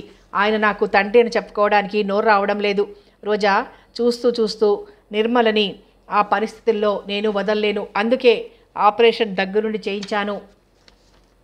ఇంకా నిర్మల కంటికి కూడా కనిపించనని, ఆ పేరే తలవనని నీకు మాటిస్తున్నాను. ఇంకా ఆ విషయం మర్చిపో. నువ్వు విశ్రాంతిగా కూర్చో, నేను నడుపుతాను. మీ మాటలు చచ్చినా నమ్మను. మీకు నా మీద ప్రేమ ఉంటే దాన్ని ఇంక తలవద్దు అన్నాను. అప్పుడు మానేసేవారుగా. దానికి కొడుకు కూడా ఉన్నట్టు నాకు చెప్పారా? నాకే తెలియనప్పుడు నీకెలా చెప్తాను? ఇవన్నీ నీకెవరు చెప్పారు? అతనికి చాలా ఆశ్చర్యంగా ఉంది. నేను అన్ని విధాలా నష్టపోయాను. నన్నందరూ మోసం చేశారు. మా డాడీ పోవడంతో అందరూ ఆవేశంగా పిచ్చి పట్టిన దానిలా గట్టిగా అరుస్తున్నట్టుగా అంటోంది. ఎదురుగా వచ్చే వాహనాలు, మనుషులు భయభ్రాంతులై పక్కకు తప్పుకుంటున్నారు. రోజా నీకు మతిపోయిందా? శాంతించు. అసలు నువ్వు జరుగు. ఇలాతే స్టీరింగ్ ఇలాతే. రోజా ప్లీజ్. ఎంతో మృదువుగా లాలనగా అంటూ రోజా చేతిలో స్టీరింగ్ తీసుకోబోయాడు. ఎదురుగా లారీ పదే పదే హారన్ కొడుతూ వస్తోంది. ప్రదీప్ కారును ఎలాగైనా పక్కకు జరపాలని విశ్వ ప్రయత్నం చేసి ఓడిపోయాడు. రోజా ఆర్తనాదం ఎక్కడో అగాధాల్లోంచి వినబడినట్టుగా వినబడింది. డాక్టర్ చెప్పింది వినగానే నిర్మల అలాగే చూస్తూ ఉండిపోయింది, కదలిక లేకుండా. నిర్మల చేపట్టి కుదిపాడు డాక్టర్ చంద్రశేఖర్. డాక్టర్కి కాఫీ కలిపి తీసుకొద్దామని లోపలికి వెళ్ళిన దుర్గాబాయమ్మ కంగారుగా వచ్చింది. ఏమైంది అంటూ. ఏం లేదు, మీరు కంగారు పడకండి, కొద్దిగా నీళ్లు తీసుకురండి అన్నాడు. ఆవిడ లోపలికి వెళ్ళి నీళ్లు తీసుకొచ్చింది. డాక్టర్ నిర్మల ముఖం మీద నీళ్లు చిలకరించాడు. నిర్మల ఉలిక్కి పడినట్లుగా కళ్ళు రెపరెపలాడించి ఆయన కేసి తల తిప్పింది. అప్పుడే అక్కడికి వచ్చిన కిరణ్ని డాక్టర్ దగ్గరకు తీసుకుని ఒళ్ళో కూర్చోబెట్టుకున్నాడు. దుర్గాబాయమ్మ చంద్రశేఖర్కి నిర్మలకి కాఫీ ఇచ్చి బాబుకి పాలు పట్టడానికి లోపలికి తీసుకెళ్ళింది. నిర్మల చలనం లేని దానిలా రాయిలా అలాగే కూర్చుంది. నిర్మల, ముందు కాఫీ తాగు, నేను చెప్పినట్టు చెయ్యి, తర్వాత అన్నీ వివరంగా చెప్తాను ప్లీజ్ లాలనగా అన్నాడు. నిర్మల యాంత్రికంగా కాఫీ తాగింది. చంద్రశేఖర్ ఏమీ ఆలస్యం చేయకుండా ప్రదీప్ చెప్పిందంతా పూసగుచ్చినట్లు చెప్పేశాడు. నిర్మల, నువ్వు కనుక ఆయన మాటలు నమ్మి అలా పారిపోకుండా ఉంటే ఇవన్నీ జరిగేవి కావు. ప్రదీప్ నిన్ను అన్యాయం చెయ్యనూ లేదు, తను సుఖపడటం లేదు, అతని ప్రేమను ఎవరూ అర్థం చేసుకోవడం లేదు. తల్లి పోతూ పోతూ ఈ విషయం చెప్పకపోతే ఆ సూర్యం చెప్పినట్టు నీకేదో జరిగి ముఖం చూపించలేకపోతున్నావని అనుకునేవాడు. ఏ మనిషికైనా ఎంతవరకు సహనం ఉంటుంది? అయినా అన్ని విధాలా అందరి దగ్గర సహనం పట్టాడు. చివరికి తనకి బాబున్నాడని, తన తండ్రి అయ్యాడని తెలిసి మనిషి ఎలా అయిపోయాడో నేను మాటల్లో చెప్పలేను. అది సంతోషమో, బాధో, ఏడుపో, నవ్వో ఇవన్నీ కలిశాయో ఏ కవులు వర్ణించాలి కానీ నాలాంటి వాళ్ళు వివరించి చెప్పలేరు. ఆ ఇద్దరు ఇప్పుడు చావు బతుకుల మధ్య ఉన్నారు. నిర్మల దోసిట్లో ముఖం దాచుకుని వెక్కి వెక్కి ఏడవసాగింది. దుర్గాబాయమ్మ కంగారుగా వచ్చింది. ఆవిడ అన్నీ వింది. నిర్మల, ఒళ్ళు కదిలిపోతుంది, ఏడవకు, ఊరుకో. ఆవిడ పక్కలో కూర్చుని నిర్మల తల గుండెల కదుముకుంది. నిర్మలకి ఎంత ఆపుకుందామన్నా దుఃఖం ఆగడం లేదు. నిర్మల, అర్థం చేసుకుని ఆలోచిస్తామని చెప్పాను కానీ ఇలా బాధపడతామని తెలిస్తే నేను చెప్పేవాడినే కాను అన్నాడు. అలా అనకండి డాక్టర్, మీరు చెప్పకపోతే నాకెప్పటికీ తెలిసేది కాదు.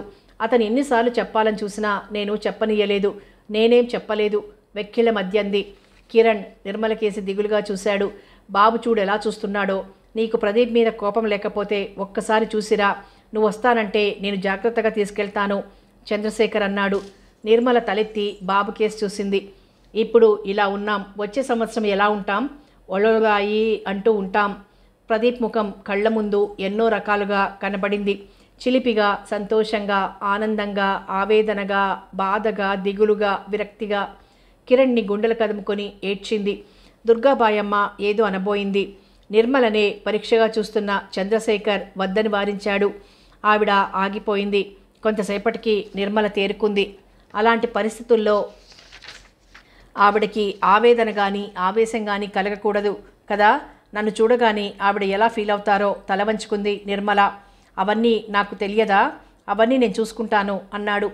వణికే కాళ్లతో అదిరే గుండెలతో బాబుని చేత్తో పట్టుకుని చంద్రశేఖర్ వెనకాల నెమ్మదిగా హాస్పిటల్లో అడుగుపెట్టింది నిర్మల. బాబు కొత్తగా, వింతగా, చక్రాలాంటి కళ్లతో అటు ఇటు చూస్తున్నాడు. డాక్టర్ వెనకాల నడుస్తున్న నిర్మలకి ఎటూ చూడడానికి భయం వేస్తోంది. గొంతు తడారిపోయినట్టుగా ఉంది. చంద్రశేఖర్ ఓ వార్డులోకి ఒక అడుగు వేసి ఆగిపోయాడు. నర్సు ఓ పేషెంట్ ముఖం మీదుగా పూర్తిగా బట్ట కప్పేస్తుంది. డాక్టర్ భయంగా డాక్టర్ చేయి పట్టుకుంది. నిర్మల ధైర్యంగా ఉండాలి. మృదువుగా ఆ చేయి నొక్కాడు. నిర్మల పెదాలు అదురుతున్నాయి. నుదుట అరచేతుల్లో చెమట పట్టింది. ఇంకా నిలబడలేనేమోనని భయంగా ఉంది. చంద్రశేఖర్ నిర్మలని చేయి పట్టుకుని తీసుకెళ్లాడు. ఏం వినవలసి వస్తుందో, ఎలాంటి దృశ్యం చూడవలసి వస్తుందోనని నిర్మల గుండెలు అదిరిపోతున్నాయి. కాళ్ల కింద భూమి కదిలిపోతున్నట్టుగా ఉంది. చంద్రశేఖర్తో నడుస్తున్న నిర్మలకి ప్రదీప్లా కనిపించి కళ్ళు నులుముకొని చూసింది. అవును, ప్రదీపే. ప్రదీప్ ఏదో అంటున్నాడు. నర్సులు వారిస్తున్నారు. ప్రదీప్ చంద్రశేఖర్ గొంతు విని ఇటు చూశాడు. చంద్ర, నేను లేవగలను అంటే వీళ్ళు వినటం లేదు. నువ్వు చెప్పు, నేను రోజాను చూడాలి. అతని గొంతులో బాధ సుళ్ళు తిరుగుతోంది. ప్రదీప్, నువ్వు ఇప్పుడు లేవకూడదు. ఎవరొచ్చారో చూడు మాట మారుస్తూ అన్నాడు. ఒళ్లంతా కట్లతో ఉన్న ప్రదీప్ని ఆ పరిస్థితిలో చూసేసరికి గుండె చెరువైనట్టుగా ఉంది. కళ్ళ నిండా నీళ్లు నిండడంతో ప్రదీప్ మసగమసగ్గా కనిపించాడు. ప్రదీప్ ఏడుపు గొంతుకతో అంటూ ముందుకొచ్చింది నిర్మల. ప్రదీప్ ఆశ్చర్యంగా చూస్తున్నాడు. మళ్ళీ తనకి తెలివి తప్పిపోలేదు కదా అనుకున్నాడు. డాక్టర్ కేసు చూశాడు. ప్రదీప్, నేను నీ నిర్మలని, నన్ను క్షమించు. దోసిట్లో ముఖం దాచుకుని వెక్కి వెక్కి ఏడ్చింది. నిర్మల, నీకు ఏమని చెప్పానో? ఇందుకే నన్ను వచ్చింది. లే, ముందు కళ్ళు తుడుచుకో నిర్మలని ఓదార్పుగా అన్నాడు చంద్రశేఖర్. తనకి తెలివి తప్పలేదు, తనకన్నీ స్పష్టంగా వినబడుతున్నాయి అనుకున్నాడు ప్రదీప్. నిర్మల కళ్ళు తుడుచుకొని బాబు కోసం చూసింది. నిర్మల బాబుని ముందుకు తీసుకొచ్చి, ప్రదీప్, ఇదిగో మన బాబు. ఇన్నాళ్ళు చెప్పలేదు, నన్ను క్షమించు. డాక్టర్ గారు అంతా చెప్పారు. నాకిప్పుడు ఎవ్వరి మీద కోపం లేదు. దుఃఖాన్ని ఆపుకుంటూ నెమ్మదిగా అంది. ప్రదీప్ బాబు కేసు చూశాడు. బాబు కొత్తగా భయంగా చూస్తున్నాడు. నిర్మల బాబు చేయి ప్రదీప్ మీద వేసింది. దుఃఖభారంగా ఉన్న ఆ కళ్ళల్లో కాంతిరేఖ తళుక్కుమంది. చంద్రశేఖర్ వాళ్లనే చూస్తున్నాడు. ప్రదీప్ నిర్మల ఒకరినొకరిని కళ్ళతోనే ఓదార్చుకున్నారు. తర్వాత ప్రదీప్ చంద్రశేఖర్ని ఒక్కసారి రోజా దగ్గరికి తీసుకెళ్లమని దీనంగా అడిగాడు. ప్రదీప్, నేను చూసొస్తాను, నువ్వు లేవకు అని ఇటు తిరుగుతూ నడవండి డాక్టర్, మనం చూసొచ్చి ప్రదీప్కి చెప్దాం అంది నిర్మల. నిర్మలని ఆశ్చర్యంగా చూశాడు ప్రదీప్. డాక్టర్ తల తిప్పుకున్నాడు. ఇంకా ఆ అవసరం లేదు మెల్లగా అన్నాడు. చంద్ర అర్చినట్టుగా అన్నాడు ప్రదీప్. చంద్రశేఖర్ ప్రదీప్ దగ్గరగా వచ్చి అన్నాడు. ప్రదీప్, భగవంతుడి లీలలు చిత్ర విచిత్రాలు, మనం ఊహించినవే జరుగుతాయి, ధైర్యం తెచ్చుకో. కానీ రోజా అతని గొంతు పెగల్లేదు. అమాయకురాలు, చాలా అమాయకురాలు, అంతే. ప్రదీప్, నిర్మల వణుకుతున్న స్వరంతో మెల్లగా అంటూ అతని తల మీద చేయి వేసింది. అంత బాధలోనూ ఆ స్పర్శ ఓదారుస్తున్నట్టుగా ఉందనిపించింది. కళ్ళు మూసుకున్నాడు ప్రదీప్. వాళ్ళని వింతగా కొత్తగా చూస్తున్నాడు కిరణ్. సమాప్తం. ప్రేమమూర్తి నవల సమాప్తం. మరో మంచి నవలతో మళ్ళీ కలుసుకుందాం.